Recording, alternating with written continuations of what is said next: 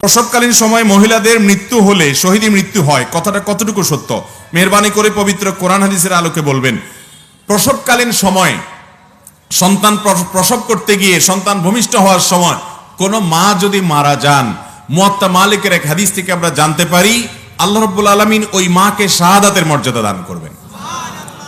আমাদের মা বোনরা অনেক সময় বলেন, হুজুর এই মুখ আমলটা তো পুরুষদের জন্য।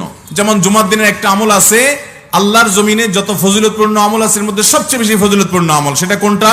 জুমার দিন যদি কেউ আগে আগে ঘুম থেকে উঠে উত্তম রূপে গোসল করে এবং পায়ে হেঁটে মসজিদে যায়, কোনো বাহনে না চড়ে এবং আগে আগে মসজিদে যায়, ইমামের কাছাকাছি গিয়ে বসে, খুতবা শ্রবণ করে, কোনো অনর্থক কথা না করে, তা অনর্থক কথা না বলে, তাহলে এই যে সে মসজিদে আসলো, যতগুলা কদম দিয়ে যতবার পা ফেলে আসলো, প্রতি কদমে প্রতিটা স্টেপে আল্লাহ রাব্বুল আলামিন তাকে একটি স্টেপের বিনিময়ে 1 বছর রাত জেগে নফল ইবাদত আর দিনে রোজা রাখার সওয়াব দান করবে। তাহলে 100টা কদম যদি কারোর দিতে হয় মসজিদ থেকে আসার সময়, তাহলে সে 100 বছরের নফল ইবাদত করা দিনে এবং রাতের সওয়াব পাবেন। এই হাদিসের আলোকে অনেক হাদিস বিশ্লেষকগণ বলেছেন আল্লাহর জমিনে ফজিলতপূর্ণ যত হাদিস আছে এর চাইতে বেশি ফজিলত আর কোনোটাতে নাই। বিধায় অনেক মা বোনরা আছেন বলেন, হুজুর এটা তো আমাদের না, পুরুষদের জন্য। আমি বলি আপনারাও পেতে পারেন, পুরুষদেরকে উদ্বুদ্ধ করে বাসায় পাঠান, এই সওয়াব আল্লাহ আপনাকেও দিবেন, কারণ যিনি ভালো কাজের পথ দেখায় তাকে আল্লাহ তাআলা সওয়াব দান করেন। এছাড়া কিছু কিছু আমল আছে মহিলাদের জন্য স্পেশাল, পুরুষদের জন্য না। প্রসবকালীন সময়ে মারা গেলে শাহাদাতের মর্যাদা মহিলারা পাবে, এই সওয়াবটা পুরুষরা পাওয়ার সুযোগ আছে? আপাত দৃষ্টিতে নাই। তো আল্লাহ তাআলা কিছু কিছু ক্ষেত্রে মেয়েদেরকে বৈশিষ্ট্য দেন। আল্লাহ আমাদের মা বোনদেরকে সবর করার তৌফিক দান করুন এবং এরকম বিপদে পড়া ইমানদার নারীদেরকে আল্লাহ তাআলা শাহাদাতের মর্যাদা দান করুন। কারোর সাথে কথা বললে ঝগড়া বাঁধার সম্ভাবনা 100 ভাগ। এমত অবস্থা আমার করণীয় কি?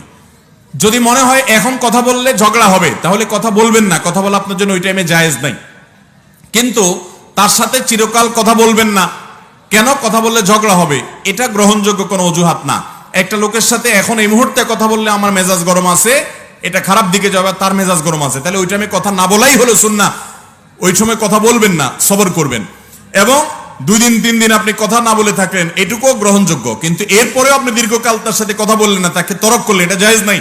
লা ইয়াহিল্লু লিমুসলিমিন আন ইয়াহজুরা আখাহু ফাওকা সালাতি লায়াল। কোন ব্যক্তি তার মুসলমান ভাইয়ের সাথে 3 দিনের বেশি কথা বলে থাকবে না, এটা জায়েজ নাই। বিধায় আপনি সাময়িক সময়ের জন্য এটা করতে পারেন। আমার এলাকার বহু ধনী লোক একজন মারা গিয়েছে, এখন তাহার ছেলেরা প্রতিদিন আসর বাদ কবরের পাশে কোরআনের হাফেজকে দিয়ে কোরআন পড়ায়, এটা কি শরীয়ত মতো জায়েজ আছে? ভাইরা আমার, আমরা অনেকে মা বাবার কবরের পাশে মাদ্রাসার ছাত্রদেরকে টাকা পয়সা দিয়ে ঠিক করি তারা যেন বসে বসে কোরআন শরীফ পড়ে, অথবা মা বাবা মৃত্যুর পর তাদের লাশের চারপাশে বসে বসে কোরআন শরীফ পড়বে, আমরা টাকা দিয়ে লোক ঠিক করি, অথবা এমনিতেই তাদের জায়গায় তারা বসে বসে কোরআন খতম পড়বে, কোরআনে কারীম তেলাওয়াত করবে, তার জন্য আমরা টাকা দেই। ভালো করে শুনে রাখেন, মৃত ব্যক্তিকে সওয়াব পাঠানোর উদ্দেশ্যে কবরের কাছে হোক, লাশের পাশে হোক, আর অন্য কোনো জায়গায় হোক, লোক ভাড়া করে এনে কোরআনে কারীম তেলাওয়াত করানো এটা নাজায়েজ। এর কারণে মৃত ব্যক্তির লাভ হয় না, বরং আপনার গুনাহ হয়, আর যে তেলাওয়াত করে টাকা নেয় সেই হুজুরও গুনাহগার হয়। কথা কি বুঝতে পারছি?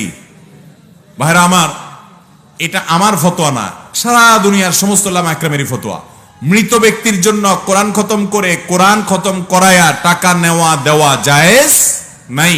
এটা পারিশ্রমিক নেওয়ার মতো বিষয় না, সম্পূর্ণ গুনাহের কথা। এবং এ ব্যাপারে দারুল দেওবন্দ সহ বিশ্বের বড় বড় জায়গা থেকে স্পষ্ট ফতোয়া দেওয়া আছে।